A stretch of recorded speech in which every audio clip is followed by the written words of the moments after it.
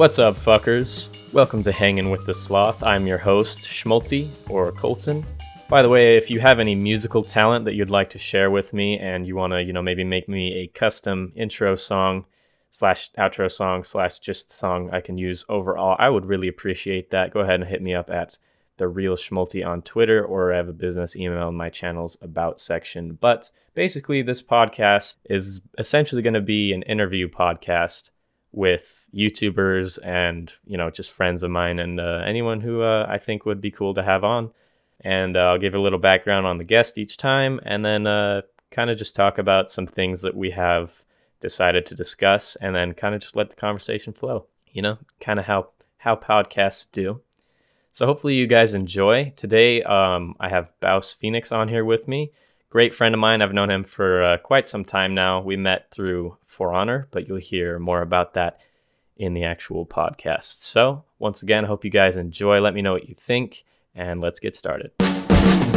So here with BouseFeenux. What's up, man? What's up, brother? How you doing? Doing all right, dude. How about you? Doing swell. Awkward intros are always good. Right. Well, my objective is to make sure that people cringe when they watch this. So I think we're off to a really good start. Yeah, for sure. That was my radio show host intro. So now that you've got me in this padded room, restrained to a chair, what's kind of the meaning of all this? What's going on? I haven't eaten in like 3 days. Basically, I'm gonna ask you a series of really tough questions about your past and okay. What made you who you are. And if you don't answer them adequately, then I'll shock you. That's what's happening. Right. So I mean, that's kind of my fetish, though. So okay. So that's maybe a good step in the right direction. Maybe I'll be wrong on purpose. I don't know. I like that. Yeah. I like that. All right. So I got some bullet points we can discuss here. So to start out, we can go over kind of how we met. So I remember the first time I interacted with you, I got a YouTube comment. I don't remember which video it was, but it was on one of my videos, and it was like this guy freaking out, like all caps, and he was like, "Dude, you were in BouseFeenux's video." Or someone like mentioned me, and I was like, "Who the fuck is BouseFeenux?" I really didn't know who you were at the time, even though we were both making For Honor content. So I looked you up, and I found the video because he linked it, and I found like where the guy said my name, and I did a little timestamp. I can't remember exactly what I said. I said something along the lines of, that guy talking about me, and then I remember you replied, and then you found me on Twitter, if I think I remember correctly. Yeah, that sounds about right. Yeah, so you DM'd me on Twitter, or no, maybe you just tweeted me, and you're like, "Hey, we should get to know each other." And I was like, at the time, I hadn't talked to any YouTubers before, like ever. So I was kind of just like, yeah, sure. And I was expecting you to be like your videos and be like, so what's going on, man? How you doing? You thinking about doing some collabs or something? Maybe make some For Honor videos together, work together. Let's get some emails going here. I'll CC you and get you in touch with my assistant, and we'll go from there. How about that? Exactly. Yeah. That's Sounds like great. legit what I was expecting. I think the first thing I said to you over voice was, "I'm retarded," because I couldn't figure out how to work my mic that day for some reason. And yeah, we had started I voice remember chatting. that. Yeah. And you're like, whoa, this is not the Bouse that I had thought that I was going to be talking to. I was like, because I remember sitting in silence for a couple seconds. And then you were like, "Oh, I'm retarded." Yeah. I was like, wait, Good what?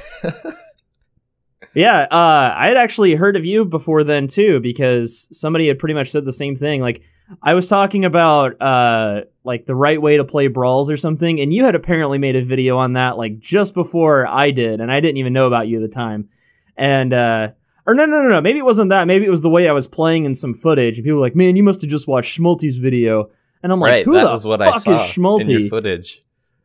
Yeah, and I was like, "Who is Shmolty?" And I went and looked you up, and I had realized then that I had seen some of your videos already, because I had seen your Orochi one, and I think your PK one, if I remember right, if that's consistent with the timeline.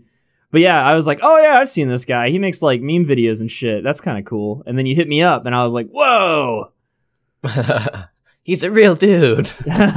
He's a real person." Yeah. But yeah, so that's kind of how I guess we met, like in a sort of roundabout way, right?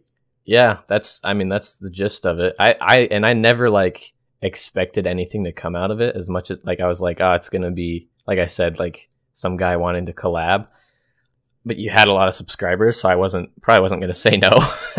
Right. But no, we ended up being really great friends. So I mean, shit, life happens, you know? Right. No, I mean, it's kind of funny how those things happen. I think they call that serendipity, which is like, I guess serendipity more refers to like a romantic encounter of chance. But I mean, come on, dude. I think we're pretty romantic. I would agree. I think that we're pretty fucking romantic a lot of the time. I mean, but yeah.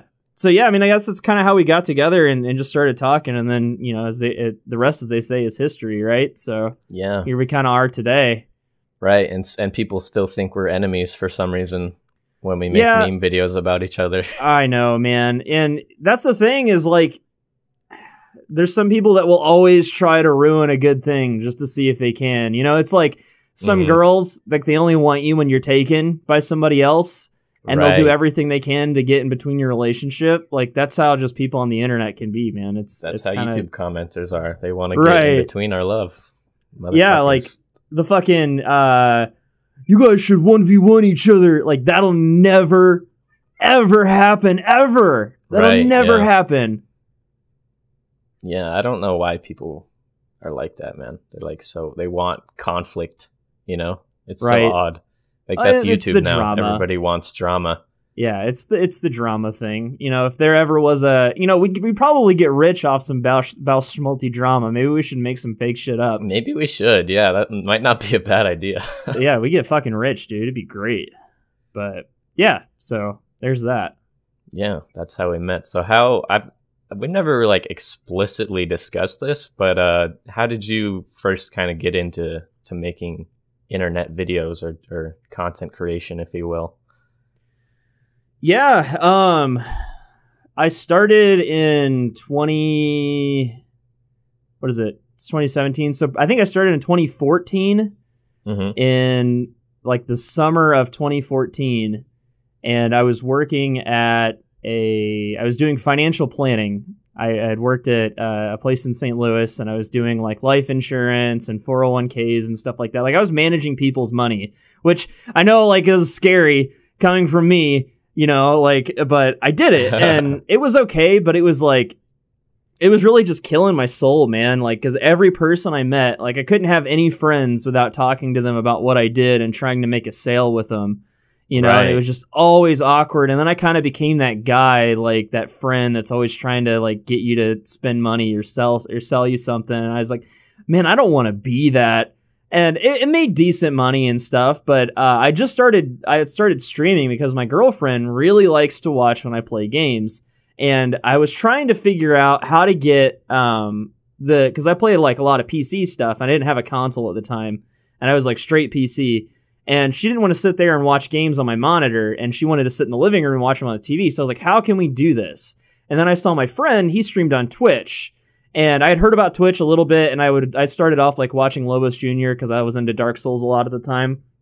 And I would watch him a bunch, and then I just kind of forgot about the whole thing. And, I just got into gaming and into work and stuff like that. But I was like, oh, I could just stream it to the TV. I could stream it, and then she could watch it from her phone because we had a Chromecast, and she could just watch it there. So I just started doing it, and like for a while, she was pretty much my only viewer. Right. And, it was just like days of that, and I didn't really think anything of it. You know, I thought it was kind of cool. And then I had I started having people show up, and I remember that being like the coolest thing ever. I remember I would have like 2 viewers or 3 viewers, or like there was one night that I got up to fucking 8 viewers, and I was like, damn, this is the real time. Like I was like applying for partnership and shit. It was great. I think I had 50 followers when I first applied for partnership on Twitch, and they were like, no.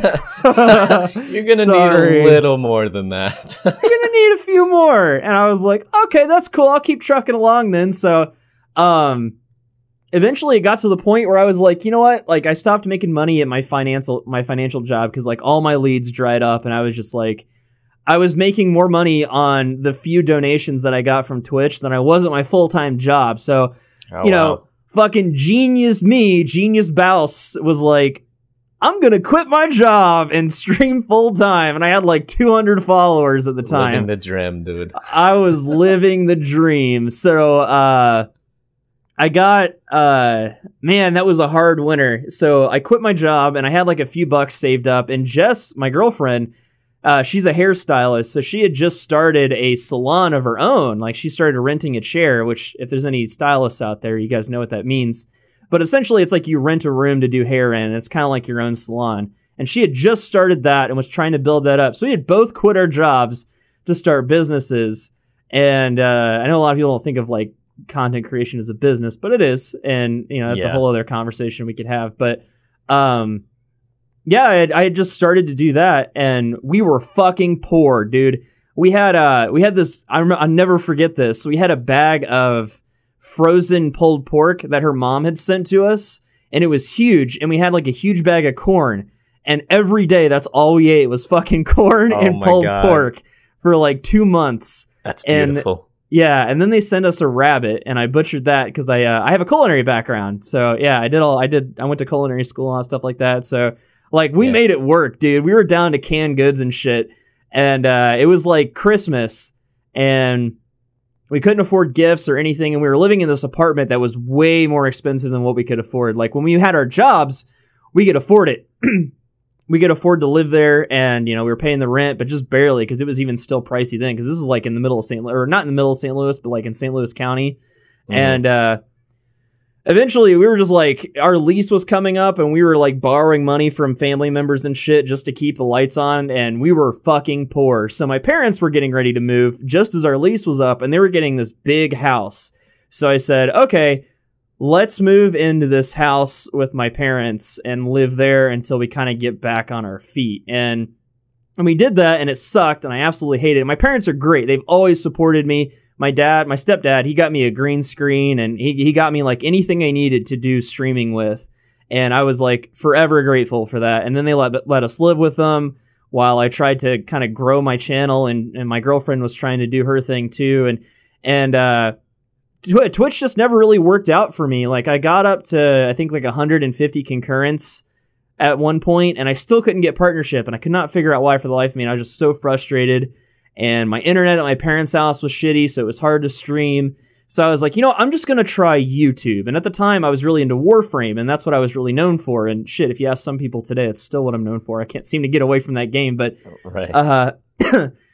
yeah, so I started just making guide videos because people would come into my stream and be like, hey, what's your build for this Warframe or this weapon or whatever? So I was like, you know what? I'm going to just start putting all this stuff on YouTube so that when people ask and they come into the stream, I can just direct them to a YouTube video that answers all their questions. So I started doing that and the YouTube video started getting views and then that started to grow and then I started to get really popular in the Warframe community.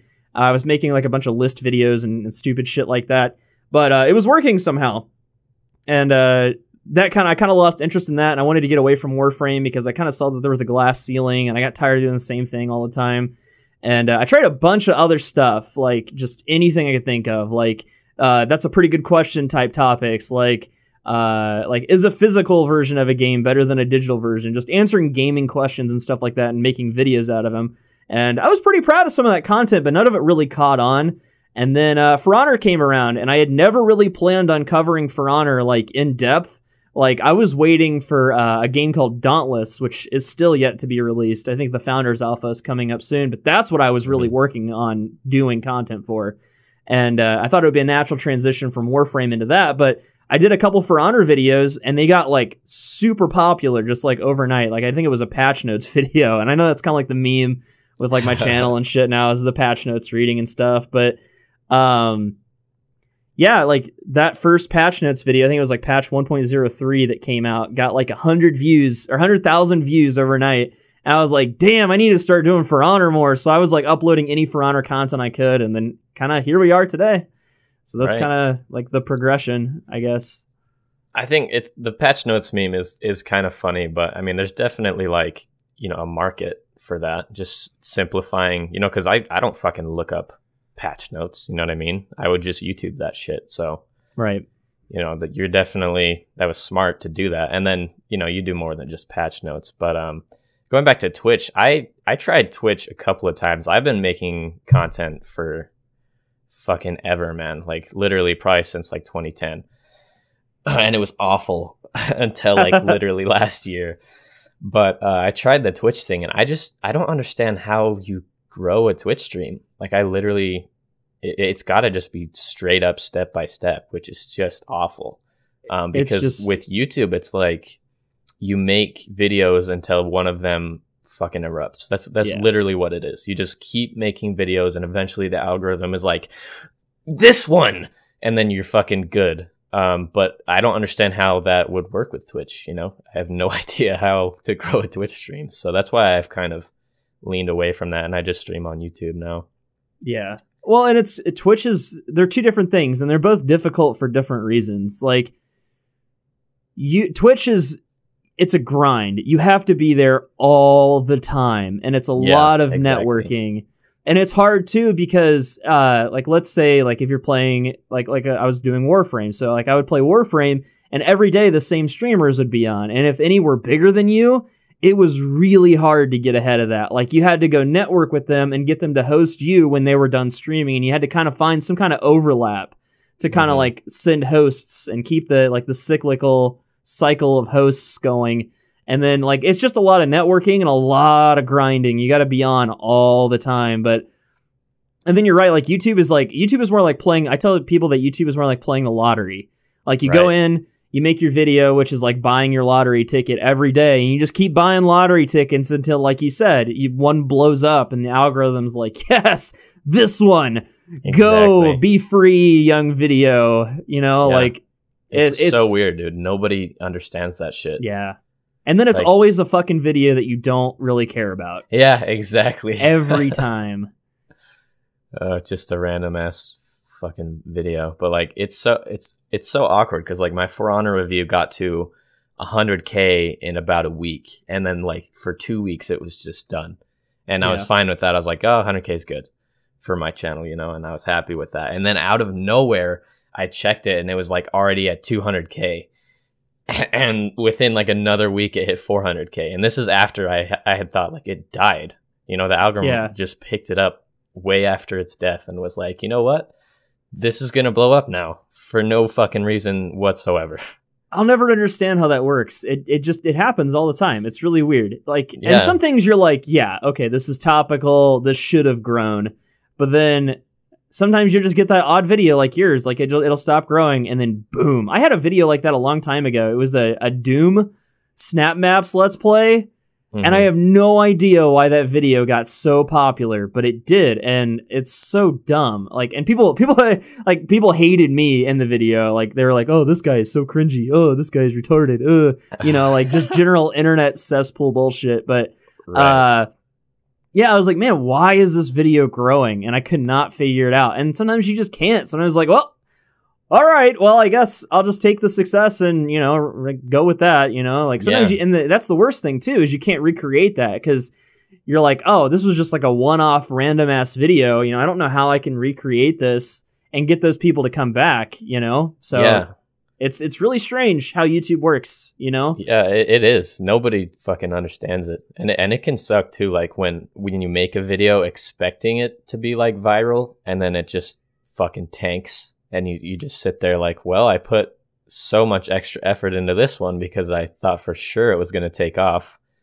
But it just fucking doesn't. You know, you can never guess. It's literally random. It's crazy. You can't control it. And that's one of the things that as a creator myself, I have always tried to keep in the back of my mind is just only really try to worry about the things that you can control. You know, you can control your audio quality, you can control what you say, you can control what footage you use, but you can't control who watches your video. You can't control like what the algorithm is going to do with your video. Like the best thing you can do, the only thing you can do, and this is like anybody can put up a video that goes viral, right? People do it all the fucking time. Like the Chewbacca lady, she fucking put on a Chewbacca mask in a Target parking lot and millions of views, right? But what differentiates successful YouTubers from someone that just puts up a one-hit wonder viral video or whatever is someone that's laid a foundation of content, someone that has tons of content to keep people. So like when I got popular with For Honor, I was like, I'm going to make sure I have tons of content for people to watch, so that when they come find that one video, they're like, oh, this guy's got tons of other stuff too. And then that's how you kind of become known for something.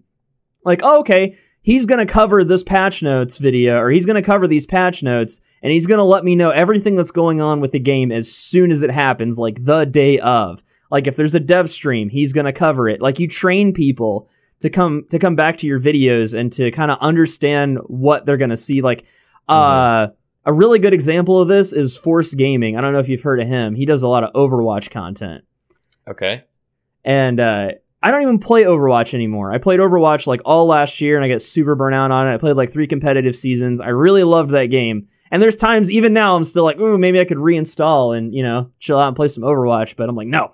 But I don't even play the game anymore. I don't have any interest in it. And I still watch Force's videos whenever I see him pop up in my feed. Just because I'm trained to. I'm trained by that content creator to watch his content, even though it's not even relevant to me anymore. Right. You know? That's so weird. So, yeah, it's like, I guess in a roundabout way, it's all about like, yeah, you have the big video, but you want to make sure you're prepared to have the big video. Because like, you get this too a lot, right? People will come to you, hey, can I have a shout out? Oh, yeah. Can I have a shout out? And like, first of all, why? Second, the one thing I always want to tell people, and I know they won't understand and they'll take it the wrong way, is you are not ready for a shout out. Or are you ready for a shout out? And they won't know what that means. They'll be like, yeah, I want views, man. Yeah, I want views. It's like, no, your channel as a whole is not ready for any kind of promotion from somebody else. You've got to build a foundation of content. It's weird when you're that small, you know, all you can think about is how you put effort into some videos and then they don't get any views and you're like, it's not fair. You know, I do just as much work as this guy, but he gets, you know, this much, you know, X amount of views more. But I know, like, personally for me, when I first took off, it was like my second For Honor video that's just started blowing up. I think it was my Peacekeeper guide. Yeah. And I was so fucking overwhelmed. I just kept making For Honor videos because what else do you do? And that worked because people came to my channel for For Honor, and then I had a lot more For Honor, just like you talked about. I started to build that foundation. But like, even now, sometimes I'm just fucking winging it, you know? Like, I have a plan and a vision for my channel, but ultimately you got to just take it day by day because it just hits so fast. And then all of a sudden you have an audience to maintain, but also keep things interesting and also keep things relevant, you know, while also always being your same like style or like, you know, sense of personality. So yeah, it's actually pretty complicated, and you don't realize that until you, I guess, make it or like get a following. But yeah, these small YouTubers they just want to get big. That's their only goal, and they don't think about any of the logistics, which is I know I was there once as well. I never asked strange people for shout outs, but you know, we've all been to there, a point. I understand it. Yeah, and it's like, until you are a YouTuber or a content creator of any type, whether you do even like traditional media too, like musicians, bands are always trying to blow up. Hey, sign my band to your label, or, you know, I don't know if people do like record labels anymore. I think that's kind of a thing in the past, but like, or books or anything like that. Like, it's hard to be prepared for that success, because then you start getting stuff like, I don't know if you feel like this, but I know we've kind of talked about this before, like Imposter Syndrome, where you're like, I don't deserve any of this. What am I doing? Like, I wake up all the time. Like when I was at my peak with For Honor, I was like, I do not deserve this. Like, why is this happening to me? I don't know. Like, it feels gross and you feel weird. And people don't understand that. Like, everybody thinks that YouTubers are just money hungry and greedy. And it's like, we are just as confused about this shit as you are. Like, most of us don't know why you keep watching our videos. Like, it's amazing. It's cool. It's a neat feeling.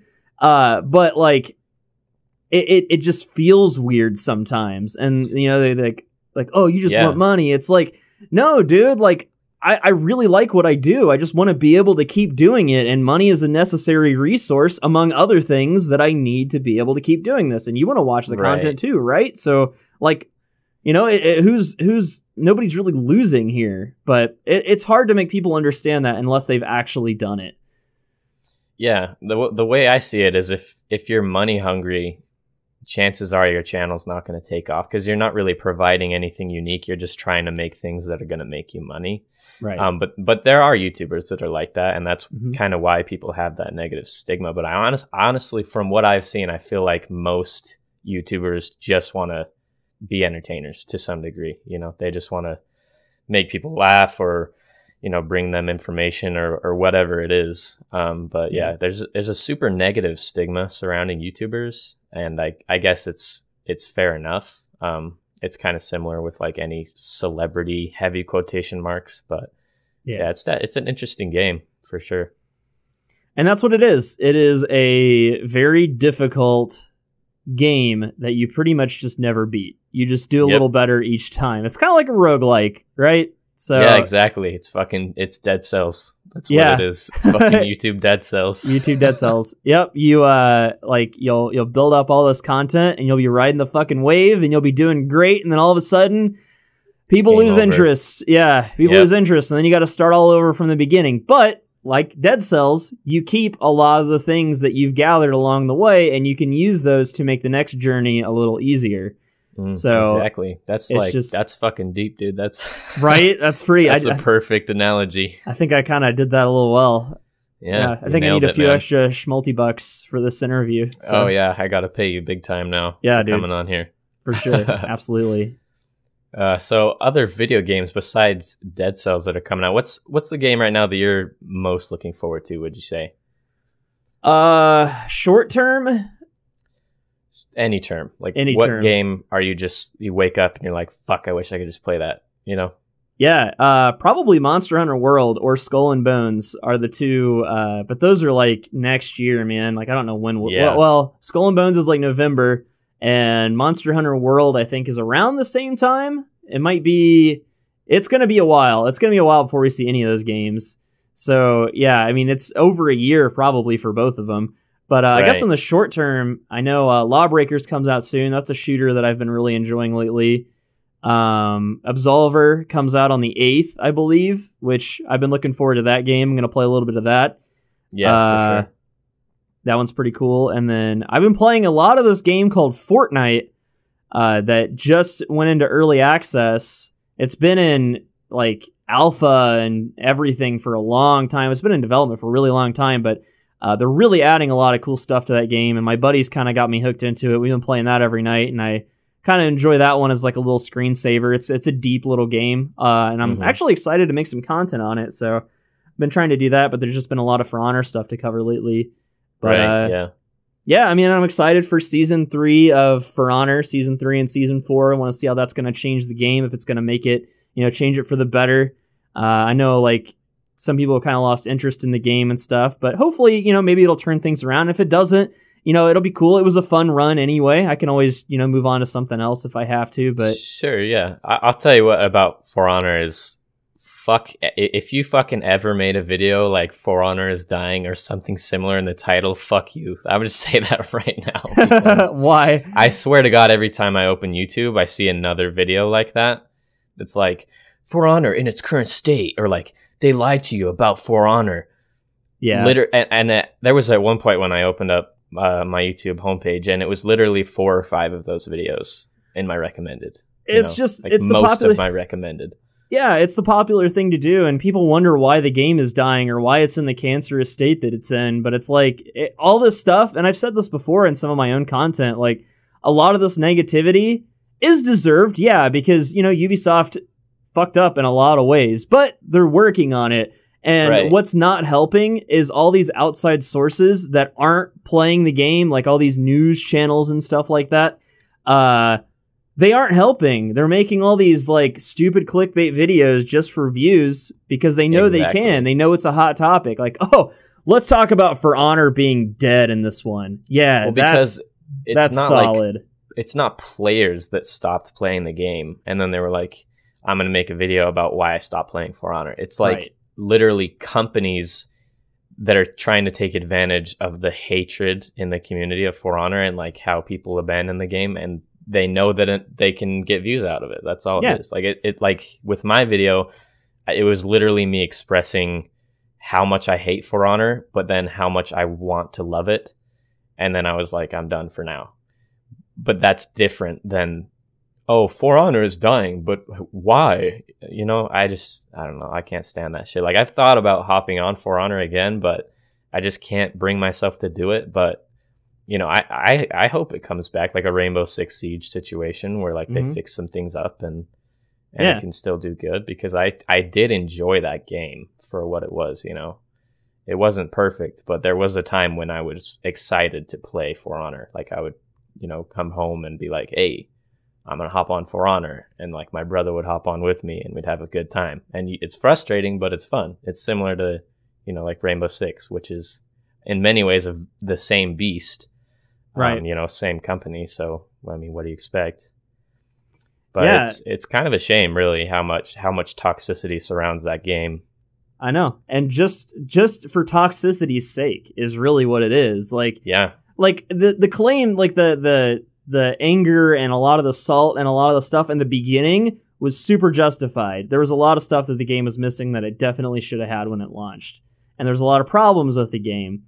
And then everything that people have wanted for Honor, they are literally getting. Even dedicated servers. Like, that was the one thing we were told was never, ever going to happen. And now they're like, you know what? We've been working on it. Here you go. And people, I was watching the Twitch stream yesterday when they announced that, and people still complained.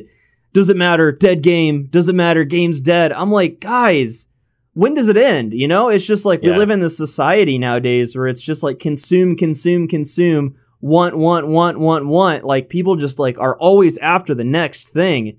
You know, nobody can stop and just enjoy something for what it is. And like when, and again, another topic that I guess we've talked about a couple times is like, when did video games stop being fun? You know? Exactly. When did they become this fucking three-ring circus? Oh, right, when media got involved. Because negative media sells. Negative media gains attention.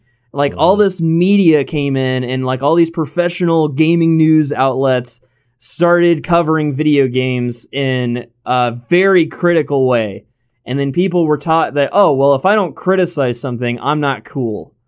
You know, it's not cool to like things. Yeah, no, even bigger than that. It's like in to hate right now. Like, people just want to get angry about something. So they'll jump on literally the smallest things if it gives them some sort of right to get angry. Like, people just enjoy anger in a general sense, like even outside of gaming. You know, like, fucking, if you browse Facebook at all, ever, I try to avoid it to the best of my ability, but you'll see a lot of hateful shit. And then, you know, sometimes you just got to take a step back and be like, why? Like, why is this? Why is the world come to this? You know? Right. Yeah. But yeah, I don't know why that is, but that's the world we live in. So it just carried over to For Honor, and it just fucking brews and it gets worse. For Honor was just a real unfortunate target. It was in the wrong place at the wrong time in a lot of aspects, and people really just took it and ran with it. And, you know, like, the people that like criticize the game are the ones that have taken their copies back to GameStop, and they're just mad that nobody else has done it with them, you know, and they feel alone. So then they lash out like, why doesn't everybody hate this game? Can't they just see that it's bad? Exactly. You know, it's like well, people have to broadcast their opinion, right. Like, exactly. It's like, dude, like, not everybody feels that way. You know, like, you can go and hang with your group of people that do feel that way, but like we're not trying to shove it down your throat and get you to play. We're not criticizing you for leaving. You know, just quietly leave and close the door. Nobody's gonna mind. Right. I don't understand why everyone has to. It's like I'm sure you've seen this too. Whenever you put up a video that somebody doesn't like, I'm unsubbing. Who's with me? Like, nobody, dude. Because I'm going to delete your comment because nobody's going to rally against you in a comment section. That's just that's not fair. But yeah, it's like why can't you just leave, dude? You know what I do when I see a video I don't like? I click off of it and I never say anything about it. Another video. Yeah, That's simple. Yeah, I go watch another video. Like, I don't have to write an essay about why I didn't like said video, you know? Yeah, well, and there's a difference between like criticism and just hate, you know, just like unsubbing or wow, this is cancer. Like, that's not helping anyone, you know? It might make you feel a little better because you're in some way twisted and fucked up and you enjoy other people's pain, or maybe you just want attention.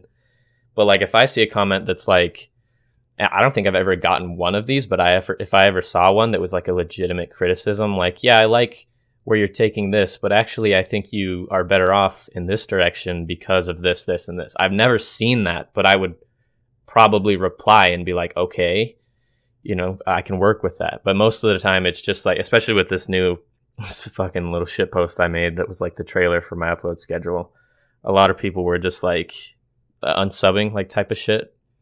And they were like, I miss the old Shmolty, which has become my favorite meme. I need to work that into a video somehow because I actually fucking love it when people say that. I miss the old Shmolty.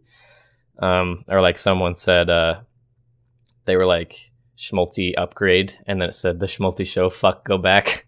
And that actually made me giggle in spite of myself. I don't understand people are just so wrong. Quick to judge because I haven't even really expanded what I want to do yet. This is going to be my first podcast released, and then the chill stream being consistent. And then like when I make the Shmolty show, it's not like some television show. It's more of just like a label for my normal videos, my highly edited videos. But people are too impatient to like wait it out, which I guess is fair enough. But I don't know. I just don't understand why people get so angry about things like that. I don't know. We have really short YouTube. Yeah, I mean we have really short attention spans nowadays. Like right. And that's when I say like fair enough. If you're dissatisfied, unsubscribe, whatever, or like, stop watching, maybe wait it out. But people are just like, oh, I don't like this. Well, I'm going to fucking post a essay in the comments section on why Shmolty has become a terrible person. I don't know. I just, and it really doesn't get to me as much as, people might think, but it's more of like an annoyance, like just someone just poking at you. And it's like, why? Could you just fuck off? Yeah. But ultimately it gives me a laugh more than it really upsets me, but it can be really annoying for sure. Yeah. No, I don't blame you, man. It's like, just leave. And I'll never fault somebody for unsubscribing if I make content that they don't enjoy, because I make videos that I want people to enjoy. I don't want people to watch my videos if they feel forced to, or if they're not going to enjoy them. Like, what's the point in that? That's not why I make content. If you don't like something, the unsub button is right there, but don't be hateful. Don't try to get other people to be like to inspire hate or any of that other shit like that. Like, it's pointless, and it just makes you look bad. It makes you look really, really bad. Random person on the internet hiding behind a keyboard. It does more harm than good, is ultimately what it is. For sure. It doesn't help anybody. And I've said that before. You're not helping anybody. Right. It's not going to get through to anybody. I should stop replying to hate comments. Really should. But yeah, it's second shitty. But anyway, let's move past the negative stuff. Yeah. So I got my PS4 recently, and I beat The Last of Us, which terrific fucking game, and I'm sad that it took me that long to play it. Right? I felt the same way when I played it. Yeah, it's quite the experience. I'm looking forward to the second one, but I didn't like the ending very much. Nobody really did. Yeah, I'm getting that vibe, but I don't know. Like the ending. But I feel like, I don't know, it sets up for a sequel pretty well. So yeah, which is what we're getting. Like, the game was great, and I guess they couldn't have, because the choice you were presented with at the end, right? Like, so the game is how many years old now? The game is at least 4 or 5 years old, right? Can we talk spoilers? You think anybody's going to get super mad? Spoiler alert here. If you haven't played Outlast, you can tune out. Last of Us, yeah. Or Outlast, The Last Outlast of Us. Outlast, if you haven't played Outlast of Us 2, tune out for a bit. If we move past this to something spoiler-free, I'll put a little timestamp. Right. Okay. But yeah. Yeah, like at the end, I mean, you had really two choices, right? As Joel, you could leave and let Ellie get experimented on, or you could go in and kick down doors and kill everybody and take her away, which is what you did, right? Right, so exactly. The game doesn't actually give you a choice. It doesn't. So you just have to do that. Which means they had to have had the second game in mind then, you know? Right. I'm sure they did, yeah. Absolutely. But it's a really hard choice, right? Because do you fuck the few to save the many? You know, like that's such a prevalent choice in a lot of media, like in a lot of movies and a lot of books, stuff like that. It's like, okay, are we going to wipe out this small group of people so we can save an entire planet or an entire civilization? Like, because it comes back to just a few people is tragic, but a bunch of people is a statistic, because you personally get to know those few people that you're killing off, whether that, you know, whereas the alternative is like, oh, these are just numbers on a clipboard or on a statistics sheet or whatever. So it doesn't affect you as much. But when you spend the entire game with Ellie just to see her die at the end. Right. Yeah. That would be a hard pill to swallow. And I don't think people would be happy with that outcome either. And I mean, even from a story perspective, like, you know, what would that do to Joel? Like, he could not handle, like, he literally didn't have a choice in his mind. Like, he couldn't take that. He couldn't lose, you know, in essence, another daughter. Right. You know, after he just learned to love her so much, and then just to be like, oh, well, yeah, I guess we got to save everyone. You know, that wasn't even an option in his mind. This is the way I see it. It was, they're trying to hurt Ellie, and that was it. Like, that was it. Yeah, 100%. It was period. There was nothing after that. Like, not they're going to hurt her to save mankind, but they're going to hurt her, period. And then that's like all he heard, and he started seeing red and shit. But exactly. I think what he did, honestly, like, I can't say I wouldn't have done the same thing in the same situation, but what I think he did, and what a lot of people think he did, I think it was really, really selfish what he did. Well, yeah, absolutely. It was incredibly selfish. And I think Ellie was even willing to go through with it too, right? It's been a while since I played it. Right. She, like, that's why he didn't tell her. He was like, no, there's other people. There's nothing we can do. It's fine. Oh, you know? That's right. And then she even, at the very end, she even asks him, she's like, are you telling me the truth? And he's like, yes, like 100%. Like, he commits to the lie. And she's like, okay. Yeah. But I'm sure if he would have told her the truth, or, you know, in the second one, if something happens, she would be fucking upset. And she'd be like, you know, I was willing to make that sacrifice because, you know, she doesn't enjoy the world she's living in as much as anybody else does. So, yeah, it's really deep. And, you know, like, stories, and you need conflict to have a good story. And that's definitely a really huge conflict. So from a story perspective, I understand it, but it is kind of a shitty ending. You know, it kind of weighs on you for a bit. Yeah, absolutely. Yeah, it's one of the heavier ones. It sits with you for a while.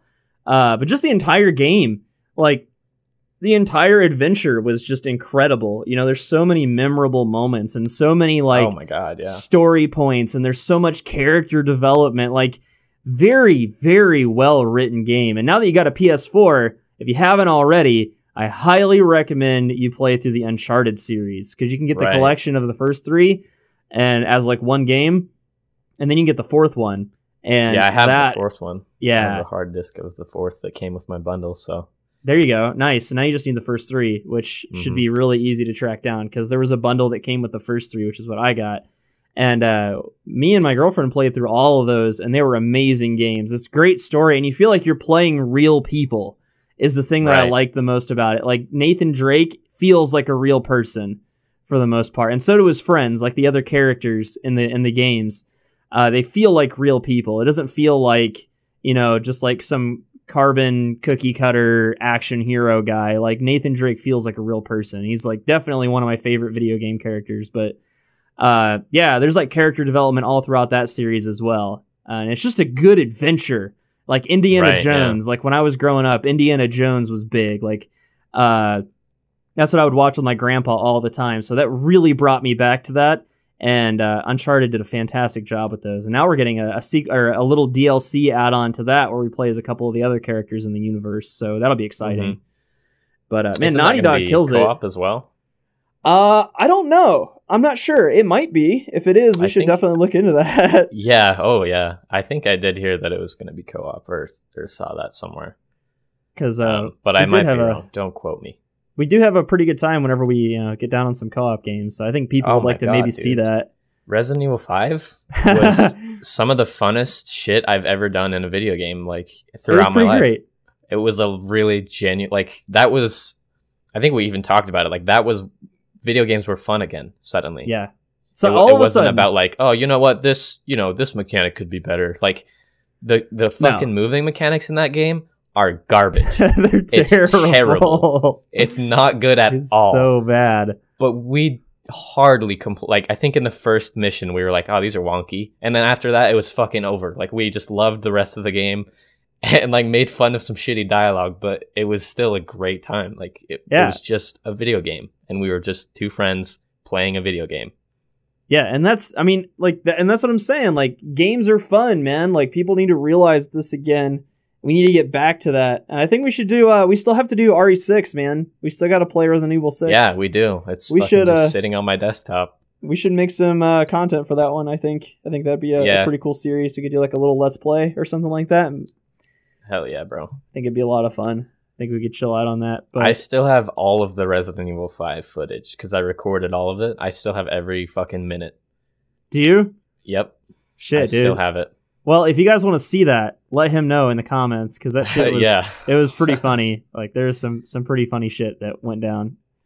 Fuck, that was a lot of fun. Come on. God, I loved it. Yeah, so what are you looking forward to game wise coming up here in the future? If you don't mind jumping subjects, if you were Oh no, we're good. So I think what I'm most looking forward to is probably Shadow of War, Middle-earth Shadow of War. Ooh, yeah. Because I really thoroughly enjoyed Shadow of Mordor, and like the combat to the stealth to like the Nemesis system. I just fucking loved that game. And Shadow of War just looks to take all of that, improve it, and then make it an even bigger game, which is like orgasmic for me. You know, I'm really looking forward to that game. I like not necessarily that it's a story-based game, but that it's just like a single-player experience. You know, I enjoyed that, and I haven't had that in a little while. And that's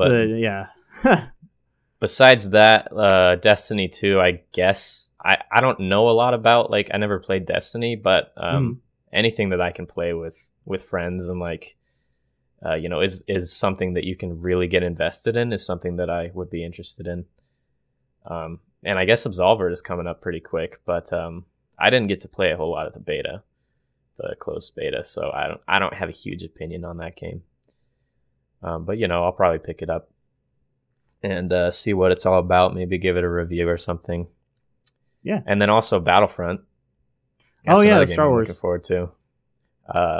It basically the same thing as Shadow of War. Like it's taking everything that was good and then making it better. And then making the game bigger, you know, like they're adding the single player campaign and hopefully a lot more content. I think they've said they're going to have more and a better DLC plan and such, because like the original Battlefront, I think was a solid game. It just was super lacking in content.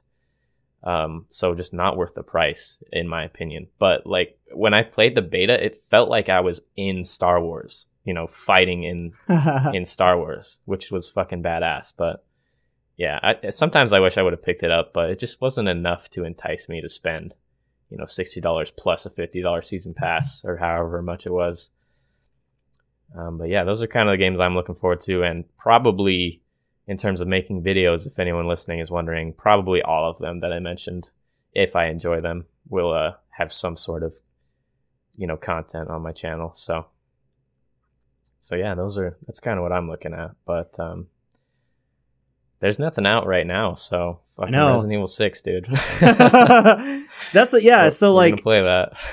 So yeah, I mean, every summer it kind of gets like this, right? Like June and July are just content deserts. Like there's no new games. There's nothing to really talk about. Everybody's going on vacation. I think next year I'm gonna take one of these 2 months and just like go fuck off somewhere, because trying to make videos in July is pretty much the worst thing ever. It's hot. I don't want to work. I just want to sleep all day. I feel tired all the time because I'm getting old. Like, it's too hot, man. I need to get out of the Midwest, by the way. It's just Yeah. it's insane. It's Oh, insane here. Fuck, man, it's hot over here too. Trust me. Yeah, no, but speaking of sleeping, I have my alarm set for 8 a.m. to wake up, and I just fucking snoozed it until 11 today. Yeah. I was like, fuck it. I basically did the same thing today and yesterday. I feel you. Yeah, yesterday I got up and I have to fucking edit, but you know, I'm a sloth at heart, so laziness took over. Oh, it happens to the best of us, though. But I mean, it seems like you got a pretty solid lineup of future content and games you're looking forward to. I'm not so big into the Battlefront thing. I didn't play the first one when it came out, although it looked really cool. I've just never been that much of a Star Wars fan. Like, I'll watch the movies and I'll enjoy them, but I won't like actively go see a new release in theaters or when Rogue One came out or any of that stuff. Like, I never like went out and actively went to go see it. But if a friend is like, hey, let's watch a Star Wars movie together, I totally would, you know? Right. But careful, dude. The people are gonna come for you now. I know, dude, for real. Jeez. But yeah, fair enough. My biggest is Harry Potter. That's like my favorite of all those, like what would you call it? Like, I guess series, or I know there's a word for it. I can't think of it. Like a saga. Yeah, like a saga. Harry Potter's probably my favorite. I mean, I guess it is a series though. The Harry Potter series. That's just not like the best word for it. Anthology? Like, that's a big word. But yeah, I don't know. I'm not gonna like shove it down anyone's throat though. You know, if you like it, you like it, and if Harry you Potter's pretty great, love it, you love it. I agree. You know, like, I think everybody should at least once watch it all the way through. But if you don't like it, man, that's your taste. And I've done that. I have watched them all the way through in like 2 sittings. Oh my god, dude! Like, there was like a couple years in a row where me and my brother would like every 3 months just fucking watch them all. Like, sit down and watch the Harry Potter movies. Those and just be like, hey, you want to watch Harry Potter? Oh yeah, and Lord of the Rings too. A couple of times with that. Yep, I've gotten through the extended edition trilogy, Lord of the Rings, a couple times. That's an endeavor for sure. That is they're long. an endeavor. Oh my they're god, real worth long. it, though. Oh yeah, it's totally worth it for sure. 100% agree. And then when it's over, you're just destroyed. You're just over with your life. That's That's how I feel anyway. Like, as soon as the final credits roll on Harry Potter or Lord of the Rings, I'm just like, what do I do? Do I watch it again? Where do I go from here? What is my life now? Like, this was everything to me. That's what fandoms are for, and fan fiction. Yeah, kind of continue the story, because there's been people that felt like you, but then they channeled it into a creative energy and were like, I'm gonna make the story continue. That's how I felt when I beat Nier Automata. I told you about that. When I beat that game, that game fucked me up for weeks, dude. Right. Like, when I beat Nier Automata, I just didn't know what to do with myself. I was like, this is my life now. What do I do? This is my life. Here we are. I beat the It's game. empty.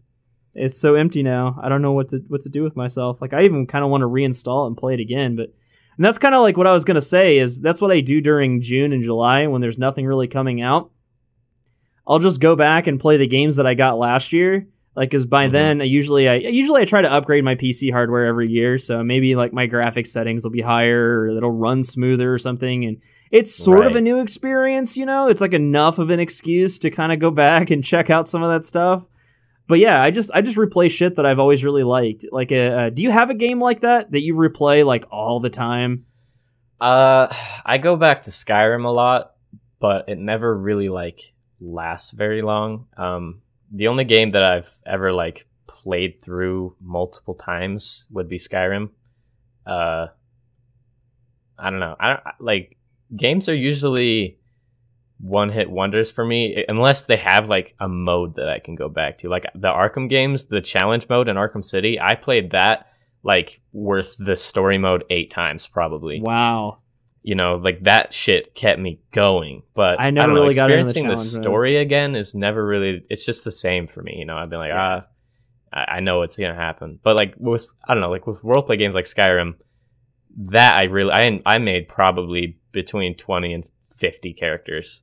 Jesus. And played through the entire fucking, you know, not every single quest, but at least the main story and like a couple of the other big side quests. So I guess Skyrim would be the one. But yeah, Fucking video games, man. Why can't we just love video games? I don't know. For video games. I'm trying to figure it out. I have no idea. All right. Well, I think we can wrap it up at that. So Okay. thanks again for coming on, man. I appreciate you. Absolutely, dude. Thanks for having me. I really appreciate it. I think we had a lot of fun here. Talked about some good things. So I think we can end it there. Do you want to plug your channel? Throw in the Bouse plug. Sure. Yeah. Anybody that's interested, I guess, can check me out at BouseFeenux TV on YouTube. I do a lot of For Honor content, and then lately I've been trying to move into some other stuff, like we kind of talked about during the duration of the podcast that we got here. Right. But yeah. Right. Show some love, guys. Show some support. At the very least. He's a good man. I try. All right, well, there you have it. Thanks again to BouseFeenux for joining me today. It was a lot of fun. Hope you guys enjoyed listening. Once again, if you want to check out his channel, you can subscribe to him at youtube.com/BouseFeenuxTV, or just YouTube search, or he's on my channel. Any way you want to find him. Show the guy some love. Let me know what you guys thought of the show. Leave a comment. Send me a tweet at @TheRealShmolty.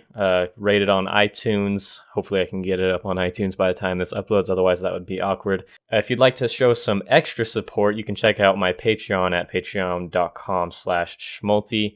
Watching, listening is more than enough, but any help on there is greatly appreciated. It helps me to keep making these podcasts as well as everything else that I do on the YouTubes.